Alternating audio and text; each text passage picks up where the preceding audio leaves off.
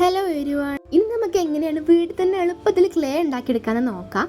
ഇതിന് വേണ്ടി ഞാൻ യൂസ് ചെയ്യുന്നത് സോയിലാണ്. നിങ്ങൾ തമ്മിൽ കണ്ടിട്ടുണ്ടാകും, നമ്മൾ സോയിൽ നിന്നാണ് നമ്മളിന്ന് ക്ലേ ഉണ്ടാക്കുന്നത്. പിന്നെ ഈ ഒരു സോയിൽ ക്ലേൻ്റെ പ്രത്യേകത എന്താ വെച്ചാൽ നമുക്ക് മണലല്ലാത്ത വേറെ ഏത് മണ്ണിൽ നിന്നും ഈ ഒരു ക്ലേ ഉണ്ടാക്കിയെടുക്കാൻ പറ്റും. ഞാനിപ്പോൾ ഇവിടെ സാധാ നമ്മുടെ മുറ്റത്തൊക്കെ ഉണ്ടാകുന്ന മണ്ണുണ്ടല്ലോ, അതാണ് എടുക്കുന്നത്. എന്നിട്ട് നമ്മളതൊരു ബക്കറ്റ് നമുക്ക് ആവശ്യത്തിനുള്ളത് എടുക്കുക. നമ്മൾ കുറച്ച് അധികം എടുക്കുമ്പോഴാണ് നമുക്ക് കുറച്ചധികം ക്ലേ കിട്ടുക. ഇനി നമുക്ക് അതിലൊന്ന് വെള്ളം നിറച്ച് വെക്കണം. വെള്ളം നിറച്ചിട്ട് നമ്മൾ ഇതുപോലത്തെ ഒരു കമ്പ് വെച്ചിട്ട് നന്നായിട്ടൊന്ന് മിക്സ് ചെയ്ത് കൊടുക്കുക. കൈ വെച്ച് കമ്പ് വെച്ച് നമുക്ക് നല്ലപോലെ മിക്സ് ചെയ്തെടുക്കുക.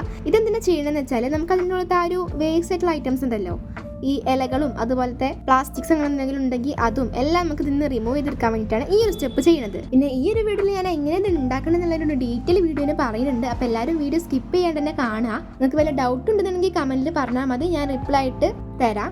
പിന്നെ നമ്മൾ വീഡിയോ ലൈക്ക് ചെയ്തിട്ടില്ല എന്നുണ്ടെങ്കിൽ ഇപ്പോൾ തന്നെ ലൈക്ക് ചെയ്യാൻ മറക്കണ്ട. അങ്ങനെ ഫുള്ളായിട്ട് മിക്സ് ചെയ്തെടുത്ത് കഴിഞ്ഞാൽ നമ്മളതിൽ കുറച്ച് വെള്ളം കളഞ്ഞു കൊടുക്കുക. എന്നിട്ട് ഇതുപോലെ എന്തെങ്കിലും ഒരു കപ്പ് വെച്ചിട്ട് ഇതുപോലെ അതിൻ്റെ മുകളിലുള്ള ഒരു വെള്ളം ഉണ്ടല്ലോ, അത് നമുക്ക് റിമൂവ് ചെയ്ത് കൊടുക്കുക. എന്നിട്ട് വീണ്ടും ഇതുപോലെ സ്റ്റിക്ക് വെച്ചിട്ട് നന്നായിട്ടൊന്ന് ഇളക്കി കൊടുക്കുക. ഇതെന്തിനാ ചെയ്യണമെന്ന് വെച്ചാൽ നമുക്ക് അതിനുള്ളത് ആ ഒരു കല്ലുകളൊക്കെ ഉണ്ടാവുമല്ലോ, ഈ വേണ്ടാന്ന് വിചാരിക്കുന്ന ഈ കല്ലൊക്കെ ഉണ്ടാവുമല്ലോ, അതിലും ഒരുപാട് ക്ലേ ഇരിക്കുന്നുണ്ടാകും. അപ്പോൾ ഇതുപോലെ നമ്മൾ ഈ ഒരു വാട്ടറിൽ നിന്ന് എല്ലാ കല്ലുകളും റിമൂവ് ചെയ്ത് കൊടുക്കുന്നുണ്ട്.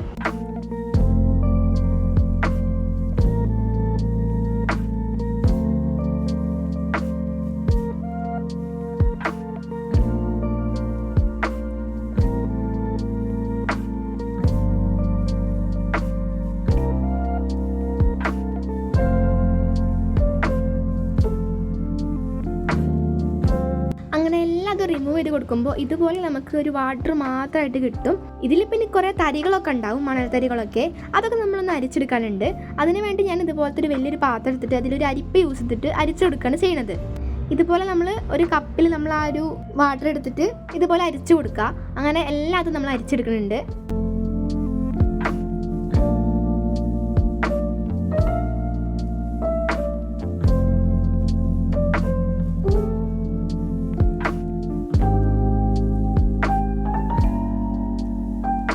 ഈ കപ്പിലെടുത്ത് അരിച്ച് കഴിയുമ്പോൾ നമുക്ക് അതിൻ്റെ അടിയിൽ ഇങ്ങനെ കുറച്ചിങ്ങനെ ഒരു ക്ലേ അടിഞ്ഞു കൂടിയിട്ടുണ്ടാവും.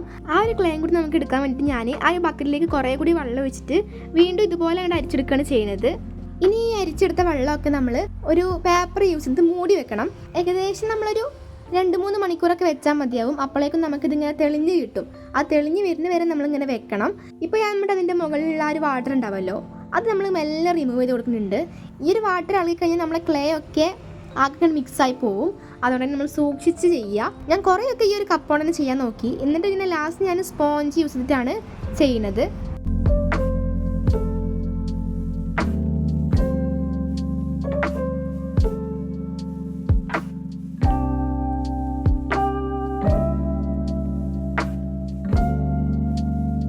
അങ്ങനെ നമ്മൾ മാക്സിമം വെള്ളം നമ്മൾ അതിൽ നിന്ന് തന്നെ ഊറ്റിയെടുക്കുക.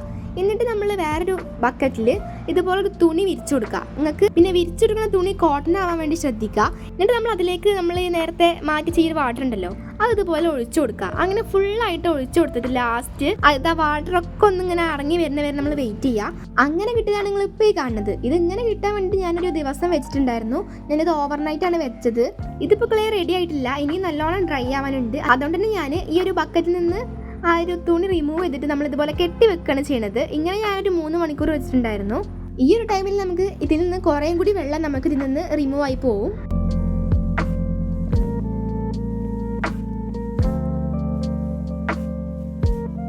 അങ്ങനെ ആഫ്റ്റർ 3 hours ഞാനിത് തുറന്ന് നോക്കുകയാണ്. അപ്പോൾ നമുക്ക് ഏകദേശം നല്ല സെറ്റായിട്ട് കിട്ടിയിട്ടുണ്ട്.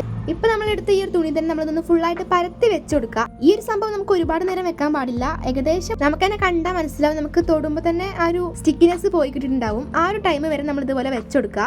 ഇപ്പോൾ കണ്ടില്ലേ, എല്ലാം നല്ല സെറ്റായി കിട്ടിയിട്ടുണ്ട്. ഇനി നമുക്കിതിങ്ങനെ പറിച്ചെടുക്കാൻ പറ്റും. ഇത് പിന്നെ ആ തുണിയിൽ നിന്നും പറിച്ചെടുക്കുന്ന ഒരു പ്രോസസ്സ് ഉണ്ടല്ലോ, അത് ഭയങ്കര സാറ്റിസ്ഫൈങ് ആണ്.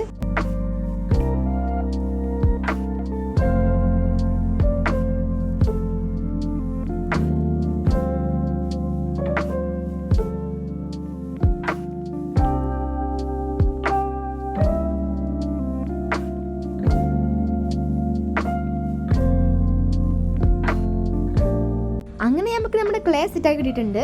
ഇതിപ്പോൾ നമുക്കിനി ഏതെങ്കിലും ഒരു കണ്ടെയ്നറിൽ സ്റ്റോർ ചെയ്ത് വെക്കാം. ഞാനിപ്പോൾ അതൊരു പാത്രത്തിൽ ഇതുപോലെ വെച്ചിട്ടുണ്ടായിരുന്നു.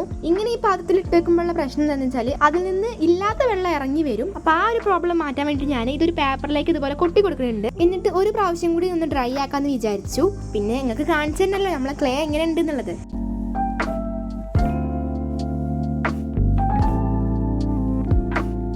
അപ്പം നിങ്ങൾക്ക് കാണുമ്പോൾ തന്നെ മനസ്സിലാവും നമ്മൾ ഈ ഒരു പേപ്പറിലേക്ക് കൊട്ടിയ സമയത്ത് അത് ഞാനൊന്ന് പരത്തി വെച്ചെടുത്തിട്ടുണ്ടായിരുന്നു. അപ്പോൾ ഈ ഒരു ക്ലേമെന്ന് ബാക്കി വരുന്ന ഒരു വാട്ടർ ഉണ്ടല്ലോ അതുകൂടി നമുക്ക് ഇതിന് റിമൂവ് ആയി കിട്ടുന്നുണ്ട്. ഇനി നമുക്ക് ഷോർട്സിൽ ഇത് വെച്ചിട്ടുണ്ടാക്കുന്ന ഒരുപാട് ഐറ്റംസ് അപ്ലോഡ് ചെയ്യാം. നിങ്ങൾക്ക് ഇനി ലോങ് വീഡിയോ വേണമെന്നുണ്ടെങ്കിൽ കമൻറ്റിൽ പറഞ്ഞാൽ മതി, നമുക്ക് ലോങ് വീഡിയോ ആയിട്ടും ചെയ്യാം. ഇത് നമ്മുടെ നോർമൽ എയർ ഡ്രൈ ക്ലൈൻ്റെ പോലല്ല, ഇത് കുറച്ചുകൂടി സ്പെഷ്യലാണ്. സ്പെഷ്യൽ എന്ന് പറയാൻ കാരണം ഇതിന് ഡ്രൈ ആക്കുന്ന സ്റ്റെപ്സ് ഒക്കെ കുറച്ച് ഡിഫറെൻ്റ് ആണ്. വേറെ പ്രത്യേകിച്ചൊന്നുമില്ല, നമ്മളിത് വെയിലത്ത് വെച്ച് ഉണക്കാൻ പാടില്ല. അങ്ങനെ വെച്ച് ഉണക്കുകയാണെന്നുണ്ടെങ്കിൽ ഇതിൽ ക്രാക്സ് വരാനുള്ള ചാൻസ് കൂടുതലാണ്. വെയിൽ കൊള്ളിക്കാത്ത സ്ഥലത്ത് വെച്ച് ഉണക്കുക, അല്ലെങ്കിൽ വേണമെന്നുണ്ടെങ്കിൽ നിങ്ങൾക്ക് ചുട്ടെടുക്കുകയൊക്കെ ചെയ്യുക. എനിക്ക് പിന്നെ അത്രയ്ക്ക് അങ്ങോട്ട് മെനക്കെടാൻ വയ്യാത്തതുകൊണ്ട് ഞാൻ വേറെ കുറച്ച് മെത്തേഡൊക്കെയാണ് ചെയ്യുന്നത്. അതൊക്കെ ഞാൻ ഡീറ്റെയിൽ ആയിട്ട് നമ്മളെ ക്ലേ വെച്ചുള്ള സംഭവങ്ങൾ ഉണ്ടാക്കുമല്ലോ, ആ വീഡിയോയിൽ പറയാം.